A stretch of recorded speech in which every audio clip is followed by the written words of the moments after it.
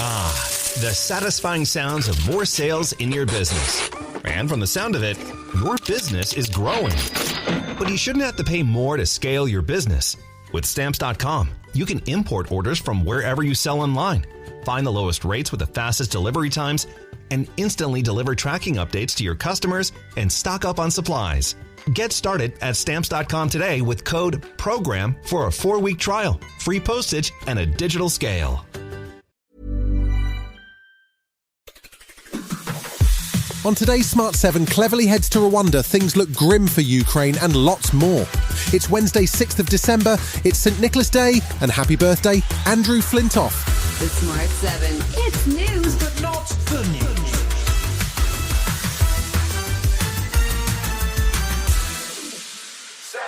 Home Secretary James Cleverly was on a plane to Rwanda on Tuesday. He hadn't been deported. He was instead on a mission to sign a new and improved treaty, which is intended to open the way for the government's scheme to deal with illegal migrants.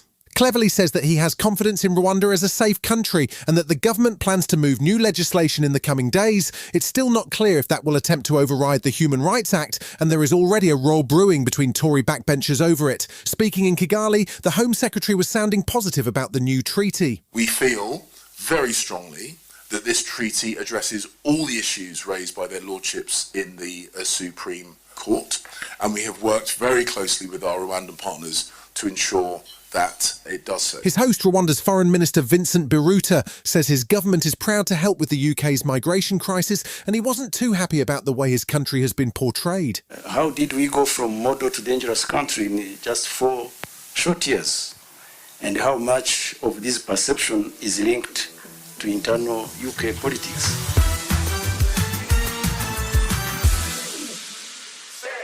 The prospect of the US providing any more aid to Ukraine in 2023 seems to be diminishing as the US Congress under new Speaker Mike Johnson has blocked any aid package which doesn't include changes on US border policies. Democrats are not prepared to agree to that, and there was hope that an appearance on Zoom by Ukrainian President Zelensky could change minds, but he cancelled his appearance at the last minute. There have been warnings from Ukraine's allies that weapons and ammunition are running out and that there's real danger that the battle could turn in Russia's favour. UK Defence Secretary Grant Shapps says Ukraine needs more support and that it's a battle worth fighting. We cannot afford, and of course the Ukrainians can't, a Putin win. We cannot have a situation in the 21st century where an autocratic leader thinks it's okay to invade a democratic neighbour and that the rest of the world will just give up and get bored of it. Speaking in the House of Lords, Foreign Secretary Lord Cameron says that the UK will continue to support Ukraine. I don't have the figure here for what 2024 will provide. All I can say is we are absolutely committed to continuing to support Ukraine at the level or even ahead of what we've done. The Israeli military continued their campaign against Hamas on Tuesday, focusing bombing on Gaza's second city, Khan Yunis, in the south of the country. The bombardment comes before an expected ground assault as IDF troops encircle the city. As the fighting continues, things are becoming increasingly bleak for civilians, with the World Food Programme warning of a catastrophic hunger crisis as it has become almost impossible to get aid through. Now that the conflict has spread to the south, UN Emergency Relief Coordinator Martin Griffith says the conditions have become apocalyptic and make any attempt to deliver aid impossible. All of the relief agencies working in Gaza have joined together in an urgent call for a further pause in the fighting, and Norwegian Refugee Council spokesperson Shana Lowe says there's nowhere left for civilians to shelter. Over 80% of Gaza's population is internally displaced with nowhere to go. We desperately need a ceasefire in order to be able to finally address these dire needs, because we cannot address them while there are ongoing hostilities. It is simply impossible.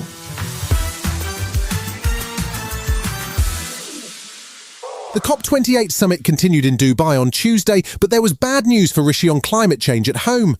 A new report suggests that the UK is going to miss the 2030 Paris climate targets by up to 10% based on current data. That would be a major embarrassment for the government, who have consistently claimed to be climate leaders. The summit hasn't been going particularly well either, as controversy continued over the amount of influence fossil fuel companies appear to have over proceedings. Tuesday saw a new report suggest that a record number of fossil fuel lobbyists have been granted access to COP28. US Special Presidential Envoy for Climate Change John Kerry was doing his best to keep the tone positive, even if his joke probably didn't play well in Dubai. There's a diplomat who came to the United States, and the diplomat was asked, what do you think of democracy? And he said, well, democracy is like sex. When it is good, it is very, very good. And when it is bad, it is still quite good. Still to come on today's Smart 7, George Clooney gets lost in space and heartbreak for the Lionesses. Right after this. There's nothing like being there in person for the holidays. And Mercedes-Benz wants to get you there safely. Come into the holiday love celebration for great offers now through January 2nd. Learn more at mbusa.com/special offers. Welcome back. There was heartbreak for the Lionesses on Tuesday night as they narrowly missed out on a shot at Olympic qualification at the end of the Women's Nations League. They beat Scotland 6-0, but their qualification rivals, the Dutch, beat Belgium 4-0 to squeak through on goal difference. There was drama in the Premier League too, as Arsenal waited till the 97th minute to grab a winner against Luton.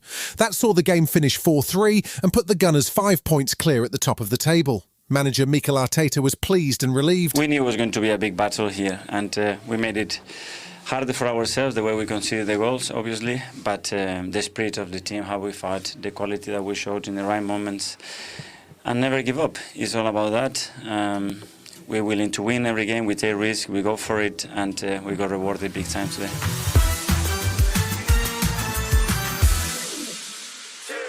George Clooney is out and about promoting his new movie, The Boys in the Boat. He co-produced, directed and stars in the movie, which tells the true story of the University of Washington rowing team who took part in the Summer Olympics in 1936 in Berlin. The movie stars Callum Turner and Joel Edgerton, and it hits cinemas around Christmas. George popped up on the One Show to promote the movie, but he got totally distracted by the other guests, 2 NASA astronauts, and just started reminiscing about his training for the space movie Gravity. I get to spend time with Charlie Duke and Buzz Aldrin and guys like that. And I just feel like what you guys do and what they did, I look at it and I think I'm in awe of what they do and what they've done, and they're real heroes. Kingsley Ben-Adir has quite a track record for playing famous faces on screen. He's been Barack Obama, Malcolm X, and even one of the Kens in the Barbie movie. But he took on his greatest challenge when he was picked to play Bob Marley in new biopic One Love.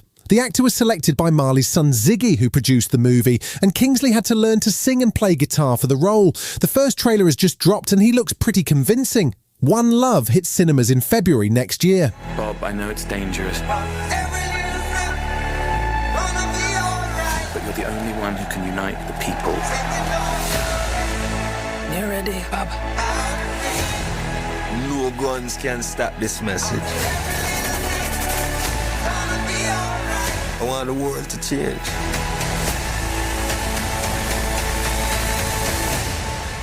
And that time is now.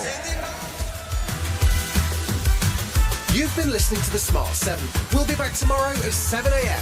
Hit that follow button and have a great day. Give us 7 minutes, we'll give you the world. Hey, it's Ryan Reynolds, owner and user of Mint Mobile. And I am recording this message on my phone. I'm literally on my Mint phone. Why? Because fancy recording studios cost money. And if we spent money on things like that, we couldn't offer you screaming deals. Like if you sign up now for 3 months, you get 3 months free on every one of your plans, even unlimited. Visit mintmobile.com/switch. Limited time new customer offer. Activate within 45 days. Additional taxes, fees, and restrictions apply. Unlimited customers using more than 40 gigabytes per month will experience lower speeds. Video streams at 480p. See mintmobile.com for details.